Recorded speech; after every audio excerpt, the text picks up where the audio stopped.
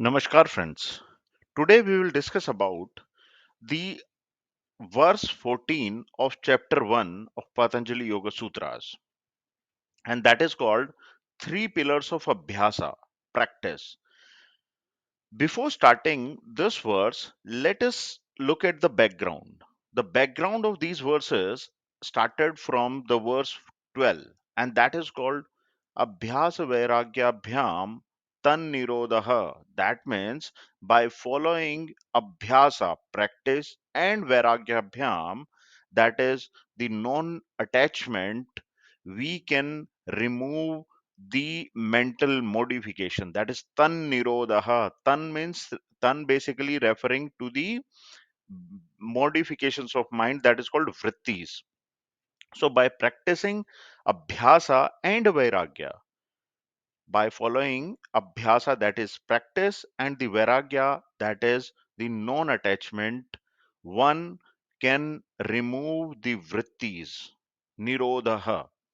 So after this 12th verse, there is a 13th verse. Basically, it is divided like this. Up under Abhyasa, there are two verses, that is verse number 13 and the verse number 14. And under Vairagya, that is non-attachment, there are two verses, verse number 15 and verse number 16. These two verses will study in the next next videos. So in the previous video, I have discussed about the what is abhyasa basically. Abhyasa is nothing but the constant practice. That means the Patanjali sage Patanjali says that uh, tatra sthitau yatnobhyasah. That means abhyasa is nothing but the constant practice. In this verse, in this particular 14th verse, says Patanjali is describing about the foundation of Abhyasa, and what basically the foundation of Abhyasa is, that is basically depends on the three keywords. We can say three pillars. So what are these? Let's look at it. So in this verse, says Patanjali says, Satu dīrghakāla nairantarya satkārāsevito dṛḍhabhūmiḥ. Sa means this, tu means and or moreover, dīrghakāla would be used as the combination, and that its meaning of this dīrghakāla, dīrgh means long and kala means time. That means your practice should be performed for a long time. Second is Nairantarya. Nairantarya is again a very important keyword that says your practice should be done continuously, uninterruptedly. The third one is the Satkara.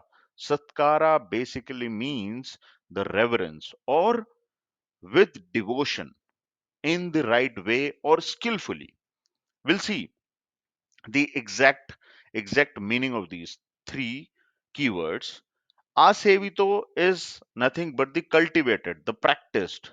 And dṛḍha basically means the firmly, and bhumi means rooted and grounded. So what it says, when that practice is done for a long time, number one, without a break, that means without interruption, number second, and with sincere devotion, that is number third, that is called satkara, then the practice becomes a firmly rooted, stable, and solid foundation. This is basically the main objective of performing our practices. So now let us understand in detail about these three words.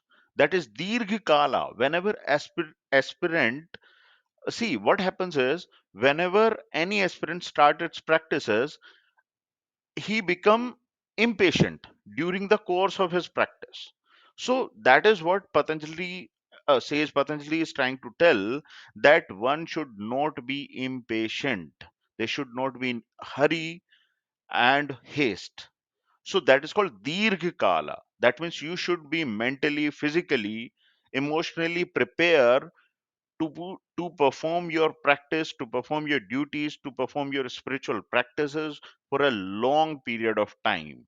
Now, the second keyword here comes, that is called Nairantarya. That means antar means difference, and Nairantarya means negating of that difference. That means without any difference, one should continue his practices.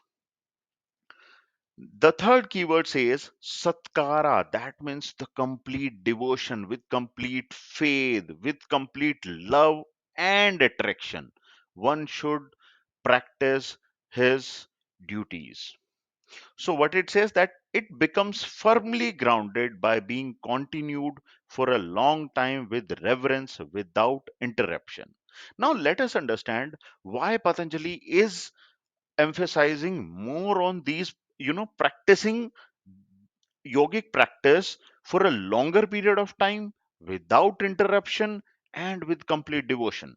There is a logic behind it, because what exactly Sage Patanjali trying to tell is that by practicing, by following these three things, these three pillars, one can remove, or one can basically improve the sattva guna and reduce the ability and reduce the impact of the rajas and tamas.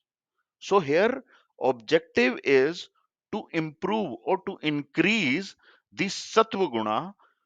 So to increase the sattva guna, number one thing is required, that is to firmly grounded in your practices.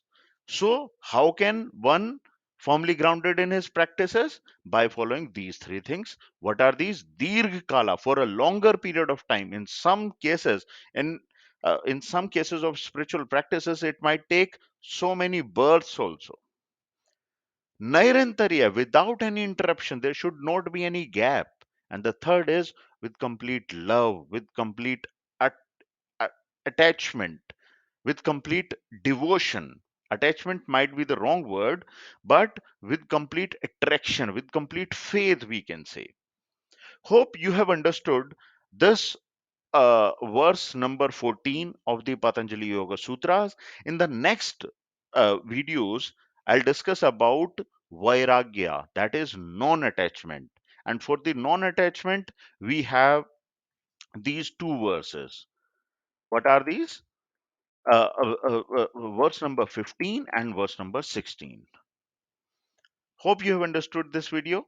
Thank you. Thanks a lot.